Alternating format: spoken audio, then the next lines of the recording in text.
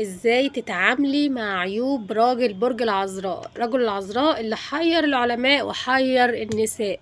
الحقيقة ان راجل برج العذراء من الابراج اللي صعبة شوية في الارضاء، لان هما بيهتموا بالتفاصيل جدا جدا. معروف ان راجل العذراء وانثى العذراء كمان عاشقين التفاصيل، عاشق التفاصيل، بيركزوا في التفاصيل، بيركزوا في الافعال، بيركزوا في كل حاجة فيكي. حبك هيركز معاكي قوي قوي.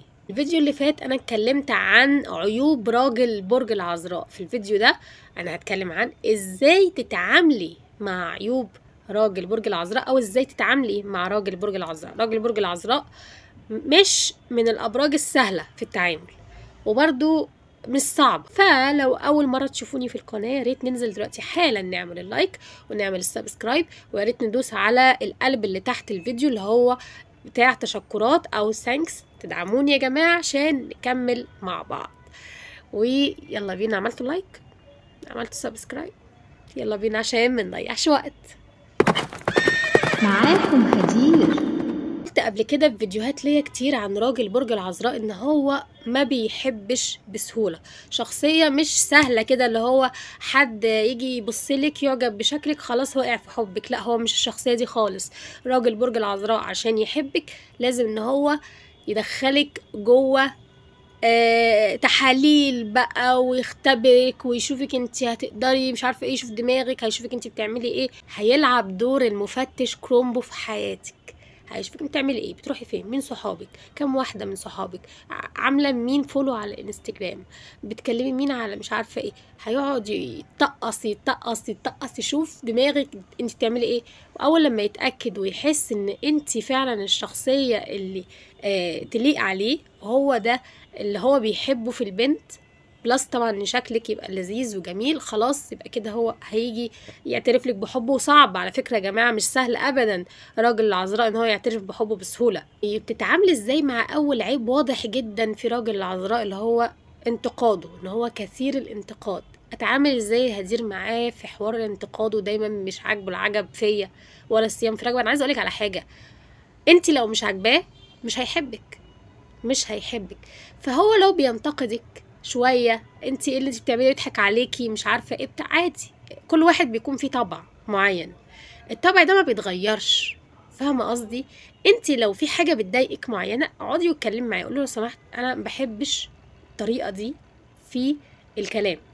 لو انت بتتريق عليا، لا ما ينفعش انك تتريق عليا، انا بتضايق، ما تعملهاش تاني. ولو عمل الموضوع ده تاني، اقفشي، لازم تقفشي وتاخدي موقف منه عشان ما يعملش الحوار ده تاني. ولازم انك تقفشي من اول مره. ما ينفعش ان هو اول مره يتريق عليكي مثلا قدام الناس، او يمسك عليكي كلام ويقعد يضحك عليكي ويتمسخر عليكي وبتاع وتعديها، وتاني مره وتعديها. ما ينفعش، لازم من اول مره اتضايقتي تاخدي موقف معاه. وما ينفعش ان انت كمان تقولي له انت ازاي تعمل كده قدام الناس. لا، انت بينك وما بينه تكلميه، تقولي على فكره انا متضايقه قوي بطريقه لذيذه كده وانثى، انا ما ينفعش انك تعمل معايا كده، انا زعلت، انا اتوجعت منك عشان انت خليت شكلي وحش قدام الناس. انا ما بحبش الاسلوب ده، ما بحبش الطريقه دي خالص. فبجد الموضوع ده لو اتعمل تاني يعني هقول ان انت اول مره خلاص انت مش عارف واخد الموضوع عادي ومش قصدك، بس بجد انا مش هينفع خالص اسمح بحاجه زي كده بعد كده. بس كده بطريقه جاده، يعني عرفين ان انت بتتكلمي جد، ما بتهزريش. فهو من نفسه هياخد باله ان انت بتتضايقي من الموضوع ده، فمش هيكرره تاني. بس ما وعدكيش ان هو ما يكرروش مع الناس. يعني انت لو بتتضايقي مش هيعمله، ممكن بينه وبينك يعملوا لو انتوا الاتنين مع بعض لوحدكم، يتريق مش عارفه ايه بتاع، عادي. لكن قدام الناس هياخد باله. فضروري ان انت تلفتي نظره وتقولي له انا ما بحبش الاسلوب ده في الكلام، خصوصا قدام الناس. طيب، راجل برج العذراء بطبيعته بيميل جدا للبنت النقيه. يعني ايه البنت النقيه؟ البنت اللي قلبها ابيض. البنت ما بيحبش البنت اللي لفه ودايره، اللي هي كان عندها تجارب هنا وتجارب هنا وتجارب راحت وتجارب جت ومش عارفه ايه وبتاع. عشان كده بقول لكم قبل ما يخش علاقه مع واحده، يحب ان هو يعمل التحريات بتاعته، شوفها هي كانت تعمل ايه وراحت فين، وخطبت قبل كده ولا لا، صاحبت قبل كده، تاريخها. وبيعرف يعمل ده كويس جدا، هو شاطر جدا في الموضوع ده. هو ما دام صاحبك او ارتبط بيكي اعرفي ان لا، هو شاف عنك ان انتي تمام. اي قرار بيتخذه بيحب يفكر فيه مرة واتنين وتلاتة واربعة. فانتي لو هو قاعد قدامك ودايما كل شوية قاعد بيفكر مش عارفة ايه، واخد جنب كده، حاولي ان انت تشاركي افكاره، كلمي معاه، قولي له. اصل في واحده جت بعتت لي مسج بتقولي خطيبي برج العذراء، دايما اجي اقعد معاه الاقيه سرحان مع نفسه، دايما قاعد ما بيكلمنيش، بيعدي يوم واتنين وتلاته واربعه ما بيكلمنيش، مش عارفه ايه، على طول صامت. حتى لما بيجي لي البيت مثلا بيجي لها يعني اللي هي الزياره اللي هي بتاعت كل اسبوع مره دي، بيفضل صامت ما بيتكلمش ما بيحكيش. فالعيب ده تتعاملي معاه ازاي؟ انك انت تقعدي معاه وتتخذيه كصديق. احكي لي، قولي انا قريبه منك، احكي لي ايه اللي مضايقك، انا ممكن اساعدك، انا ممكن افكر معاك، انا مش عارفه ايه. اديله الامان. حتى لو في حاجه هو عاملها غلط خليه يحكي لك عليها. يعني مثلا قوله جربني، يعني مثلا جرب احكي لي اي حاجه كده. هو هيحاول يقول لك موقف مثلا معين ممكن يزعلك شويه، هيشوف رد فعلك، هيجس نبضك اذا كنت انت هتتقمسي وتاخدي جنب وازاي تعمل كده وازاي مش عارفه ايه وبتاع. لا، اديله الامان. قوله بجد يا نهار ابيض، ياه، طب انت ازاي مش عارفه ايه، طب انا رايي كذا كذا، وتبداي ان انت تفكري معاه. اكسبيه كصديق، اكسبيه كصديق. هو العذراء لازم تكسبيه كصديق، عشان هو بطبيعته شخصيه كتومه، شخصيه غامضه، شخصيه ما يعني بتتوجع من جواها.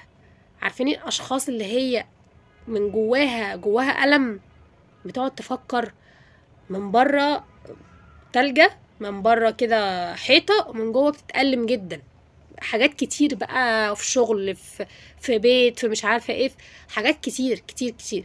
فانتي بقى نقطتك دي ان انتي تحاولي ان انتي تقربي منه اكتر وتتخذيه كصديق، وهو هتلاقيه واحده واحده بدأ ان هو يفك معاكي اول لما تديله الامان. لكن لو انتي ايه ازاي تعمل كده وانا فين ومش عارفه ايه، لا، اديله الامان، اتكلم عادي كأنك واحد صاحبي، احنا اصحاب، فاهماني؟ بس ازاي تخليه يبقى معاكي بقى وعلى طول يكلمك وبتاع ويهتم بيكي؟ شاركيه اهتماماته. انا اعرف عن 80% من اصحاب برج العذراء بيحبوا القراءه، يحبوا يمسكوا كتاب ويقعدوا يقروا مش عارفه ايه. حتى لو انت ما بتحبيش القرايه قولي له بقول لك ايه، ما تقول لي كتاب حلو كده من اللي انت قريته مقرانا كمان، ما تيجي نقرا انا وانت كتاب جديد. طب ايه رايك في الكتاب الفلاني؟ اتناقشي معاه في موضوع معين في الكتب. هو العذراء انا بقول لك 85% كمان من اصحاب برج العذراء بيحبوا القرايه، الحته دي بتشدهم قوي. فالعبي على الحته. اي بقى اهتمامات، بيحبوا يلعبوا بلاي ستيشن، علمني، تعالى العب معاك. هم اذكياء، تعالى نلعب شطرنج، اتعلمني العب شطرنج. شاركيه اهتماماته، صدقيني الموضوع ده هيقربكوا جدا جدا من بعض، وكمان مش هيستغنى عنك بسهوله، ان هو حاسس ان انت بقيتي كل حاجه في حياته، كل حاجه في وقته، كل حاجه هو بيحبها انت بقيتي جزء منها.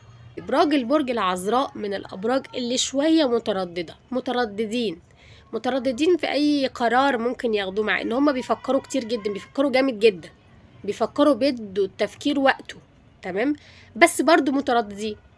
يعني انت بقى دورك بقى ان انت تقولي له لا، ده انت انفخي فيه، قول لا انت تقدر، انت مش عارف ايه، انت دماغك جامده جدا، انا بتعجبني دماغك، انا بتعجبني دماغك لما بتفكر، لما بتحلل، بتعرف ازاي تطلع اللي مش عارفه ايه القرار الصح. انت دورك بقى انت تظبطيه. هو بيحب الايه، النفخ، يحب. اي راجل، مش العذراء بس على فكره، كل رجاله تحب الشخص اللي يقعد يقول لها ايه الحلاوه دي، دماغك دي ازاي كده، انت ازاي ذكي كده، انت ازاي دماغك دي عدت عليا هوا كان ما عدتش عليك. هيقرب منك جدا وهيحبك جدا وهيحس ان انت مصدر الهام وثقه ليه. طيب اللي بعد كده اعمل ايه؟ هدير مع غيرته الفظيعه. هو شخصيه غيوره جدا وبيشك فيا على طول، ودايما مش واثق في حد، دايما مش بيثق في اي حد حواليا، دايما قافل عليا. تعملي ايه؟ ما لهاش حل. بصي، مادام انتي قبلتي ان انتي تكوني مع راجل برج العذراء، لازم تعرفي وتفهمي كويس جدا جدا ان هي دي شخصيته، هو ده طبعه، هو بيحب السيطرة، هو شخص يحب السيطرة. فين السيد؟ هو الشخص ده كده، هو مش بيتغير، هو بيغير عليكي، هو بيحس ان هو مش راجل لما انت تكلمي حد غيره، او ان انت تهزري مع راجل تاني غيره، او ان انت بيحس ان انا لا انا في ايه وانا ايه وانا هنا، انا قصبه واقفه يعني مثلا، ولا ايه بالظبط، نطيشه. فاهمه؟ هو بيغير من حبا فيكي، ده اولا. ثانيا ان هو كمان بيحس برجوله كده، ان انا لا انا ما ينفعش ان انا ابقى موجود وهي تكلم راجل تاني، او ان هي تتعامل مع رجاله تانيين، او تهزر، او تعمل مش عارفه ايه. لا ما اسمحش بحاجه زي كده. شوفي هو بيتعامل مع الستات ازاي. لو هو بيتعامل بقى بضحك ومسخره وهق ومق ومش عارفه ايه، لا انت محرم عليا ان انا اتعامل عادي باحترام مع ناس صحابي في الشغل مثلا، او ان انا مش عارفه ايه، حرام عليا حلال ليك. هيبقى واحده ما ينفعش، انت هتحترمني هحترمك. خلاص فاهمه قصدي ازاي؟ اتعاملي معاه بقى كده، اللي هو انت كمان زي ما انا بحترمك، ان انا ما بكلمش حد، وان انا واحده محترمه نفسي وبقدر دماغك وبحترم رجولتك، ان انت بتغير عليا وان انت بتحبني، انت كمان برضو تحترم ده. وعلى الله اقفشك بتكلم واحده على الله كده، عارفه؟ هي تبقى كده، الموضوع يبقى كده. لو انت عايزه ايه الموضوع يمشي، فاهمه قصدي؟ يعني ما تبقيش دايما حاضر، يا طيب خلاص انا هعمل اللي انت عايزه. لا، ما هو لازم يكون في مقابل. ما انت يعني هو راجل العذراء مشكلته ان ناس كتير اعرفها بيقطعوا البنت. يعني في واحده صاحبتي متجوزه راجل برج عذراء، صاحبتي قوي. البنت دي طبعا ده من قصص كتير طبعا، وغير المسجات اللي بتجيلي، يعني هو قاطعها عن العالم، قاطعها عن العالم حرفيا كده، قاطعها عن العالم من كتر ما هو بيغير، ومن كتر ما هو شايف ان الناس كلها حواليه مش واثق فيها ان هي تتعامل مع مخلوق. تمام؟ فيعني لا، اللي هو لا، لازم ان انتي تتكلمي معاه، تقولوا في ايه، هو احنا قاعدين في الصحراء ولا ايه؟ ما ينفع كده. اتكلمي معاه. اتكلمتي معاه ومفيش فايده برضو، خلاص انتي ما ينفعش. لا، اشتغلي له انتي بقى في الازرق، مش هو بيشتغلك في الازرق؟ خلاص انت عايزني ابقى كده، انت كمان تبقى كده، هي هتبقى كده. هو لو حد عنده اي حاجه تانية في الكومنتات اكتبولي اي حل. الراجل اللي بيقطع مراته من العالم، من الكون، ايه حله؟ انا مش لاقي له حل، فاكتبولي في الكومنتات.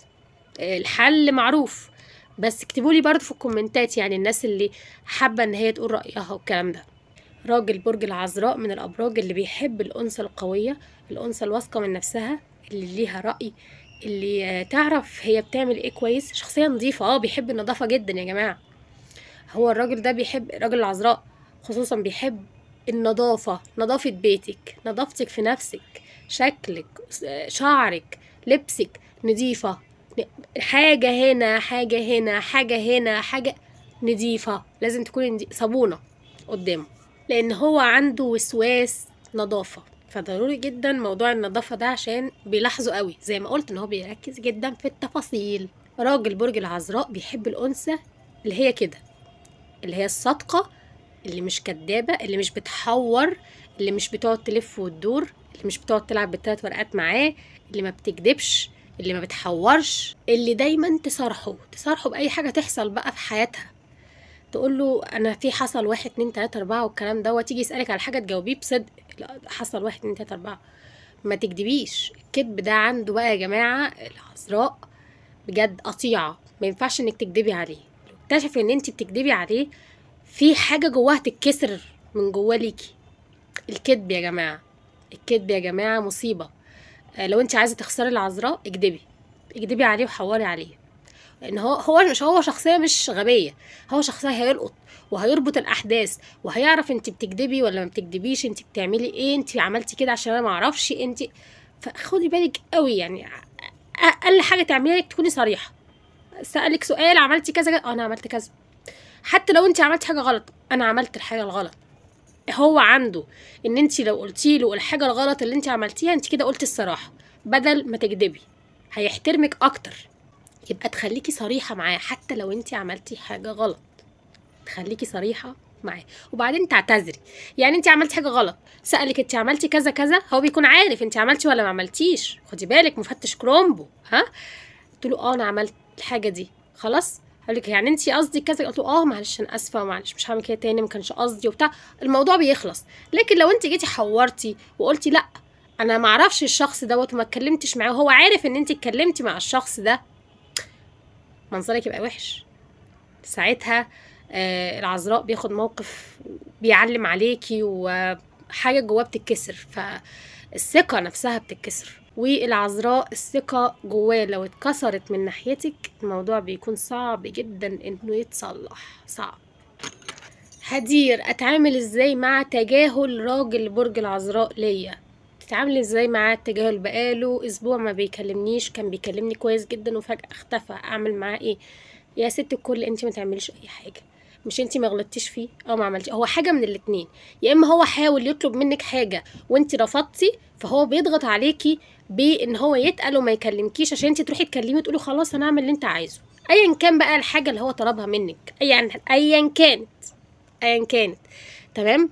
وساعتها هنا بيضغط عليكي عشان تعملي الحاجه دي، وانا يعني طبعا ضد الموضوع دوت. واوعي في حياتك تروحي تكلميه لو انت مش غلطانه، ما تروحيش تكلميه لو انت مش غلطانه، لو مفيش مشكله حصلت خلاص. يا اما بيتقل علشان بيحاول يلف لفه كده، ما هو لسه ما وثقش فيكي، فوارد جدا ان هو اتكلم معاكي شويه، اعجب بيكي وقعد يشوفك ومش عارفه ايه، بيفصل نفسه شويه كده، ما بيكلمكيش اسبوع اسبوعين عشان بيختبرك بقى، يحب يبص عليكي من بعيد، يشوف الصوره من بعيد وبعدين هوبا يرجع ياخد القرار.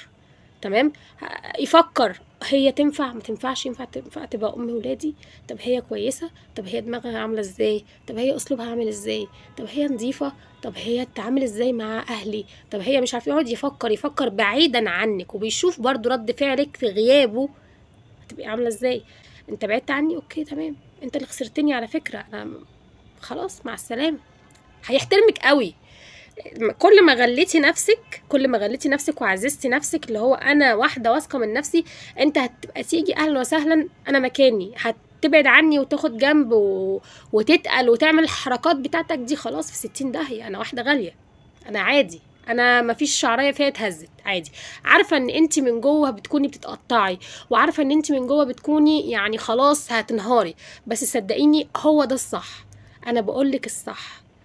كل ما كنتي تقيله كده وعلى وضعك ومبينه من بره ان انت مش همك وبراحتك، عايز تروح وتيجي عادي تمام عادي، هتلاقيه بيجري وراكي حرفيا. حاسه ان الفيديو طول مني قوي، اكتبوا لي في الكومنتات يا جماعه لو في اي سؤال عن راجل برج العذراء وعايزين ان انا اجاوب عليه، هجاوب عليكم اكيد في الكومنتات. ويا سلام بقى الناس اللي هتدوس على القلب اللي تحت الفيديو اللي هو تشكرات ده، دول اول ناس فعلا انا هرد عليها، والناس دي انا هخش لها وهتواصل معاها لو في مشكله فعلا حقيقيه، هتواصل معاها مسجز بحيث ان احنا نحل المشكله مع بعض، حتى على الخاص هنحل المشاكل دي مع بعض على الانستجرام او على اليوتيوب ان شاء الله.